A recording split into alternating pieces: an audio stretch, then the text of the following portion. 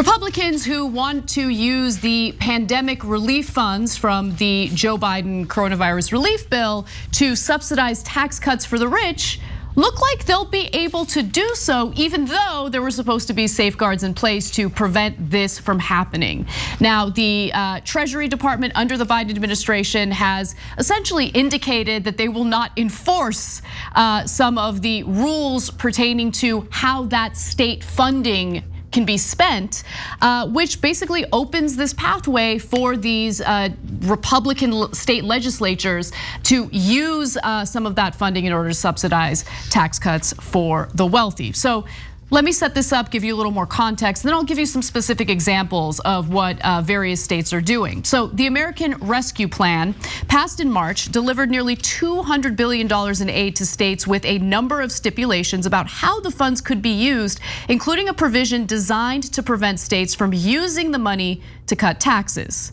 Now, the problem here is that they draft the bill, they're about to vote on it, and then the Democrats realize, oh, wait, we gotta do something about the fact that Republican lawmakers on a state level might want to take the stimulus money and subsidize tax cuts for the rich. So let's put something in here, a provision, if you will, that prevents that from happening. A last minute provision added to the American Rescue Plan by Senate Majority Leader Chuck Schumer was intended to prevent states from using the influx of federal aid to subsidize these types of tax cuts. But the interim rule published by the Treasury Department to enforce this provision seems to have been written broadly enough that even billions of dollars of regressive tax cuts fall within the rules. And so what's happening now? Well, let's take a look at the state of Arizona, where its legislature recently passed a $1.9 billion income tax cut designed to benefit the wealthy, with a whopping 93% of the benefits going to the top 20% of earners and over half going to the top 1%. I want to stop for a second and just really think about the broader picture here and the messaging that we've heard from right-wing lawmakers regarding unemployment benefits. Remember, there are dozens of red states that prematurely cut unemployment benefits in order to make Americans so desperate that they'll take any job, regardless of the pay, regardless of the possible vulnerabilities these workers might have to coronavirus, regardless of any type of immune issue. Doesn't matter. Let's cut them off early because we want to force them to go back to work. We can't have Americans sit around and collect unemployment checks when there's a labor shortage. But in the meantime, you have red states like Arizona essentially cutting the income tax, which overwhelmingly benefits the wealthy. Ohio is also one of these states. They passed $1.7 billion in tax cuts, over half of which will flow to the top 5% of earners and over a third of which will flow to the top 1%. And Wisconsin passed more than $2 billion in tax cuts, about 3/4 of which will go to individuals who make $100,000 or more. I mean, it's just, this is it. This is the system. We're constantly redistributing wealth from the bottom to the top. And this is yet another example of that. Yeah, this is actually almost a perfect example because Biden comes in with big fanfare saying we're going to get COVID relief checks to the average American. Now, to be fair, is there a difference between the Republicans and Democrats? Yes, they did actually get bigger checks to the actual average Americans, whereas the Republicans in the beginning of COVID relief gave trillions of dollars, mainly to giant corporations, then to small business, and then a small amount to average Americans. Okay, so there was a difference, that's true, right?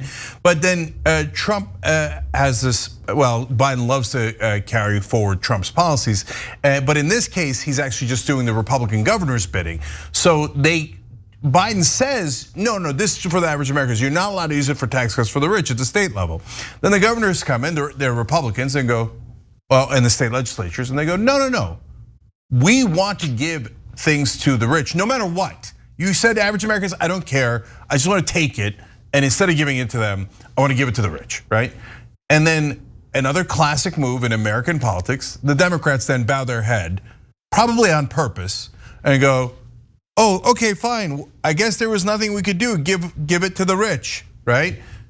Well, actually, there's everything you can do. You could just say, no, we're going to enforce the law and you're not allowed to give it to the rich. You said that every one of these states signed a document saying we accept your rules as is, and we are not allowed to cut taxes if we meet certain metrics, right? And so here they are, and they go, we don't care. I just want to cut taxes for the rich immediately. And Biden goes, I was hoping you'd ask, right? Well, I mean, Ohio literally went to the courts to whine and complain about the broad rule that was implemented in the stimulus package, and I'm wondering, Adrienne, as someone who's trained as a lawyer, what are your thoughts on that? I mean, it's incredible how much these stimulus bills were abused by the very top, not just this stimulus bill, but the previous stimulus bills as well. Yeah, absolutely. The abuse of the system. And the thing is that, as you all know, we have a system that is built to favor the wealthy. So even if it is completely legally okay and sound for the system to continue, people will exploit it so that they can continue to make money. And as we saw during the pandemic, with the wealthy gaining 54% more in wealth, going from about 8.4 trillion to just over $12 trillion, the system is set up to operate in a way that it continues to maintain the class divide. And the legal system has become an arm of that, as it unfortunately always was intended to be. I want to build off that because that's such a great point. So they're not doing something that is against this current, what I would consider corrupt system, right? They're following along in that system. So we've told you many times on the show, they legalize bribery through campaign contributions and independent expenditures. They legalized loan sharks, payday lenders. They legalized heroin dealers, that's Oxy. So they're just taking ways that you basically rob the American people, that the mob used to literally do, and gangs used to do. And they put people in suits and they make it legal and they go forward. So here, the money was supposed to go to you, the average American. Well, again, Republicans decided that they were going to rob you and the Democrats were going to let them rob you, but it's okay, they're in suits, they have very good ties, and they switch, they have red ties, they have blue ties, and then so when the rich rob you of the money you were supposed to have, the system says, oh, that's A-okay, that's fantastic, right? And then another point that Adrienne made is really good, and I want to also emphasize that one. Remember, the whole point of this relief package was relief. A lot of you got fired during obviously the COVID pandemic situation, right? And a lot of the small businesses got shut down. There's a lot of people that were desperately affected. The states need money for all these different programs for the affected people. And this is the state saying, no, we're not going to give it to the affected people. Remember, as Adrienne pointed out, the rich actually increased their wealth during COVID, significantly so. We're gonna give it to people who actually did great during this crisis and don't need any relief at all, but we don't give a damn because they're our donors, and the Republican Party is here to serve the rich, and the Democrats are here to do likewise while pretending that there was nothing they could do.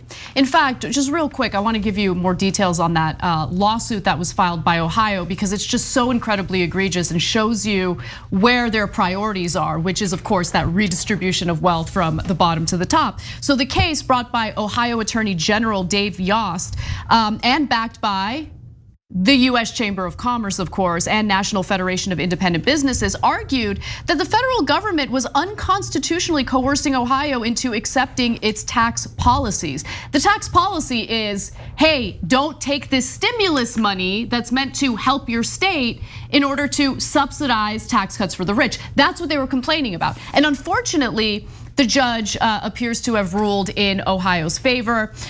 In fact, Republicans have been fighting the tax cut provision of the American Rescue Package or plan since the moment it passed. Senator Mike Braun of Indiana introduced the Let States Cut Taxes Act to repeal the provision. And here's his statement. He said, quote, not only did the blue state bailout bill penalize states for reopening by calculating state funds based on unemployment, now they're trying to use it as a backdoor to ban states from cutting taxes. My bill would make sure that they don't get away with it. No, in other words, no, we forced the people of our state to go back to work under unsafe conditions. We prematurely cut their benefits, the unemployment benefits, and we took the money, I mean, we took the stimulus money. Who the hell is the federal government to tell us what we can and can't do with that federal money. No, I mean, it's disgusting. It's just absolutely disgusting. And of course, that was the Republicans' first priority. I'm going to reiterate one last thing here because it's so important. The percentages, because if you're not in news or you're not in politics, you don't know the percentages, right? And there's no reason why you would. But the politicians know the percentages, and that's why they do what they do, and that's why Mike Brown and everybody jumped in immediately. The Republicans, no, we got to do tax cuts. Why? Remember the numbers about Arizona. 93% of those tax cuts are going to go to the top 20%.